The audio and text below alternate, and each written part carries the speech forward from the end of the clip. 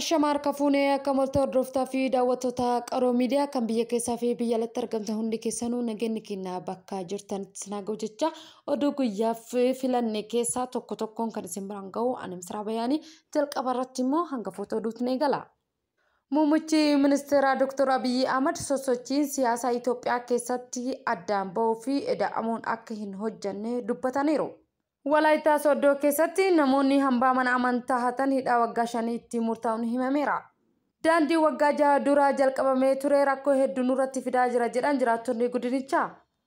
Baankiin biyyoolessaa namoota maallaqa seeraan alaa daddabarsan irratti akeekkachiisa kenne. Egaa hordoftaa fi daawwattoota keenya kunneen hangafoota oduuti amma bal'ina oduu keenya isinitti hima.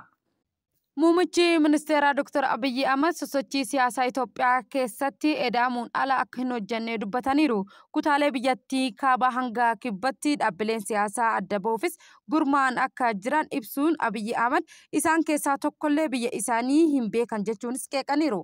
Ministeerri muummee Abiy Ahmad daawwannaa guyyoota sadiifis naannoo Oromiyaa godina Baaleetti taasisan irratti marii achitti godhameen irratti kan dubbatan ta'us himameera. Marii kana irratti immoo waxabajjii 10 bara 2018 qondaaltonni mootummaa fi qondaaltonni mootummaa duraanii muummicha ministeera waliin gara godina Baalee imalanii turan irratti ta'uunis himameera. Mariin kun immoo gara sa'aatii 2 kan fudhate yoo ta'us irra caalaa misoomaa fi itti fayyadama qabeenya uumamaa godina Baalee irratti kan xiyyeeffate ta'us ibsameera.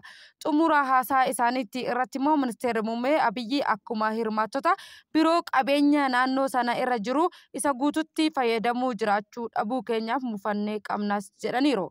Abiyyi haasaa isaa keessatti Itoophiyaa keessatti immoo nageenyi hin jiru nageenya dursuu qabna kan jedhan immoo karaa adda addaatiin akka irratti hirmaannus ibsaniiru. Ijjennoo mootummaa ministeera muummeetiin hoogganamu nageenyi akka dhufu kadhannaa nagaa akka dhufu ni hojjanna garuu hanga nagaa dhufutti hin teenyu cimnee hojjanna jechuunis dubbataniiru.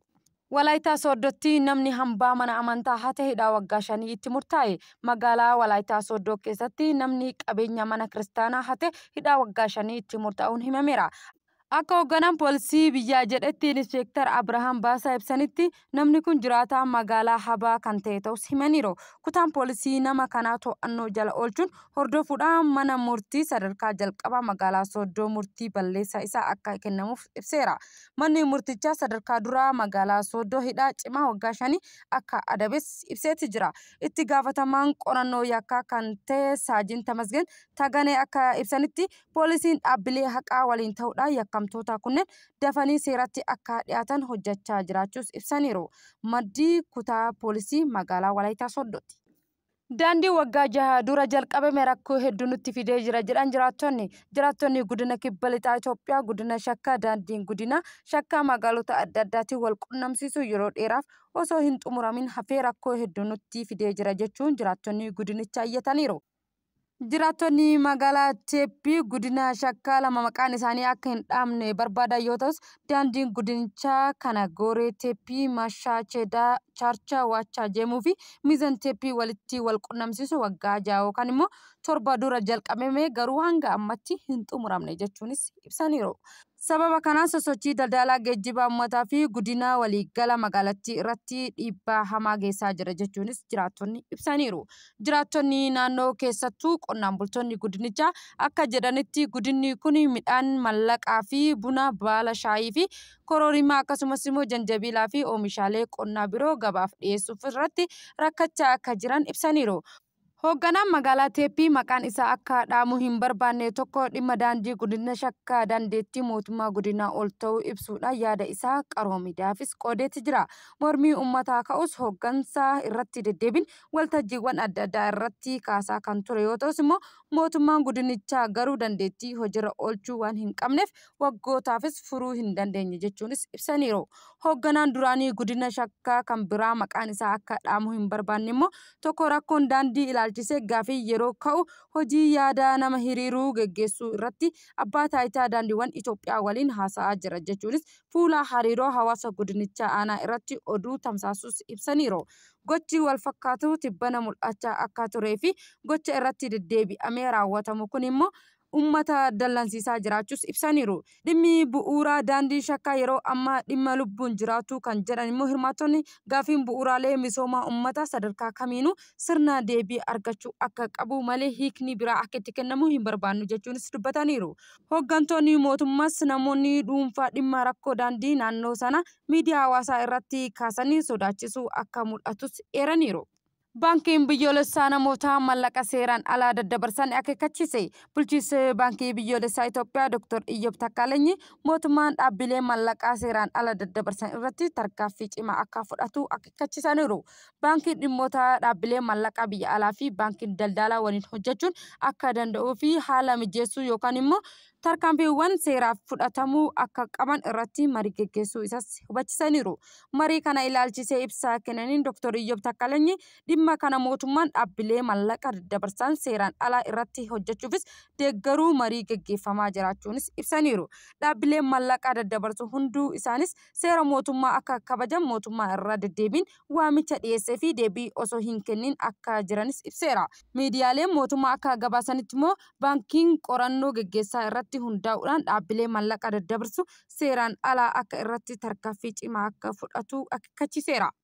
Humnoonni Tigraay mormii tibbana irratti daandii cufuu isaaniif dhiifama gaafatan. Kutaa humnoota Tigraay humna waraanaa 22 jedhamee beekamuun mormii torbee darbee magaalaa Maqaleetti geggeeffameen daandii cufuu fi geejjiba jeequu isaaniif uummata dhiifama gaafachuu komiin isaanii seera qabeessa ta'us haalli hiriira isaan itti agarsiisan garuu sirrii akka hin taane beeksaniiru. Walgahii wixataa darbee galma siidaa wareegamtoota Tigraay keessatti geggeeffameen hooggantoonni koorporeeshinii fi diviishinii miseensota humna ittisa Tigraay waliin ta'uudhaan haala mormii kana gaggamaniiru. Hirmaattonni yaaddoon loltoota sirrii ta'us tarkaanfiin fudhatame waraana ta'ee uummata nagaa balaadhaaf saaxiluu isaa irratti waliigalaniiru. Ibsa kanaanis miseensi humna waraanaa 22ffaa mormii kana irratti jeequmsaa fi doorsisi uumameefis gadda isaanii ibsaniiru. Taateewwan akkanaa akka irra hin deebine waadaa galaniiru. Ajajaan humna waraanaa 22 Gabra Sillaasee Balaay uggurrii daandii kun sirrii akka hin taane amaneera. Waraanni daandii gufachiisuuf yookaan immoo jireenya guyyaa guyyaa namoota nagaa gidduu seenuu akka hin qabanne cibsanii dubbataniiru. Hiriira mormii kana irratti immoo komii ijoo ka'e keessaa tokko qajeelfamni ifa ta'ee fi faayidaa fi fayyadamummaa loltoota bulchuun dhabuun akka ta'es ibsaniiru. Komaandar Gabra Sillaaseen itti dabaluudhaan immoo ergaa isaanii kaabinee bulchiinsa yeroo Tigraay baajata nyaataa fi faayidaa biroo miseensota humna waraanaa Tigraayiif ilaallatu raggaasisuu raawwii irratti marii keessoo yeroo dhiyootti ni gaafanna jechuunis eeraniiru. Mormii yeroo dhiyootti miseensonni humnoota Tigraay kaffaltii faayidaa fooyya'aa gaafatan guyyoota 5f kan turu yoo ta'u daandiiwwan gurguddoo guutuu naannichaa daandii Maqalee, Wurquu, Adagraatii fi Maqalee Allamaaxaa dabalatee cufamuu isaas yaadachiisaniiru. Pireezidaantiin bulchiinsaa yeroo Tigraay Leetinaal Jeneraal Taaddasaa Wardaa loltoota waliin kallattiidhaan haasaa taasisaniin ibsaniiru. Uummataafis kanaan ibsuu tasgabbii gaafatanii turanis hiriirri kun raawwatamee tureera. Walgahiin ariifachiisaa torbee darbee gaggeeffameera. Hordofuun bulchiinsi yeroo qorannoo mirgaa fi fayyadamummaa humna Tigraay waraana Tigraay irratti gaggeeffamee xumuramuu isaa ibsuudhaan qaamoleen dhimmi ilaallatu qajeelfama raawwii akka kennanu qajeelfama kana irrattis ibsaniiru. Kaabinee wixinee dambii yaadamee hojiirra akka oolus dandeessuu qajeelfama raawwii akka baasu qaamni dhimma ilaallatu akka qajeelchu sagalee guutuu murteessuu jechuunis bulchiinsi ibseeti jira. Haga maxxansa kana keessatti kutaan waraanaa kana biroo mormiin kana ilaalchisee ibsi kennee kan hin jirre yoo ta'u daandiiwwan gurguddoon Tigraay hundi banaa ta'uu isaa ibsanitti jiru. Egaa hordoftoota fi daawwattoota Qaroo Miidiyaa irraa oduun biyya keessaa kana fakkaata amma oduu bargamaa isinitti hima. Walga'iin Tiraampii fi Puutiin gidduutti gaggeeffamu irratti shakkiin kan guutame ta'uun himameera. Yeroo pireezidaantii Doonaald Tiraampii fi Vilaadiimiir Puutiin Hangaariitti wal argan gaaffii keessa kan jiru ta'us jedhameera. Rootarsi odeeffannoo maddee Waayit Haawus irraa argadhe jedhee gabaasetti hooggantoonni kunneen yeroo dhiyootti Budaapestii keessatti wal hin argan jechuun akeekkachiiseera. Ministeerri dhimma alaa Raashiyaa Sargee Laavrov fi gita isaanii Ameerikaa Maarko Ruubiyoo bilbilaan dubbachuus ibseeti jira. Ministeeronni kunneen immoo marii gaarii akka taasisaa jiran CNN gabaaseeti jira. Gama biraatiin immoo itti aanaa ministeera dhimma alaa Raashiyaa Sargee Laavrov ammallee hooggantoonni kun akka walgahii fi qophiilee barbaachisu taasisan akka jirus yaada dhiyeessaniiti jiru. Miidiyaaleen biyyoota dhiyaa dhimmicha jallisuufis odeeffannoo dogongoraa facaasaa akka jiranis cibsanii dubbataniiru. Dubbii himtuu ministeera dhimma alaa Maariyaam odeeffannoo maqaan isaanii hin ibsamne akka hojiirra ari'anis ibsameera. Pireezidaantii Doonaald Tiraamp fi Vilaadiimiir Puutiin guyyoota muraasa dura gara sa'aatii 2 bilbilaan dubbatus ibsameera. Pireezidaantiin kunneen Hangaaritti magaalaa Budaapestitti yoo waliin argine waraanni Yuukireen keessatti geggeeffamaa jiru haala walxaxaa ta'aa jira jechuunis odeeffannoon ibsaatii jiru. Egaa hordoftaa fi daawwattoota Qaroo Miidiyaa irraa oduun guyyaaf qindeeffannee kana fakkaata. Oduu waliin kan isin faana ture Misraa Bayaanii. Qophiin afaan Qaroo Miidiyaa irraa itti fufuu gama kootiin guyyaa gaarii.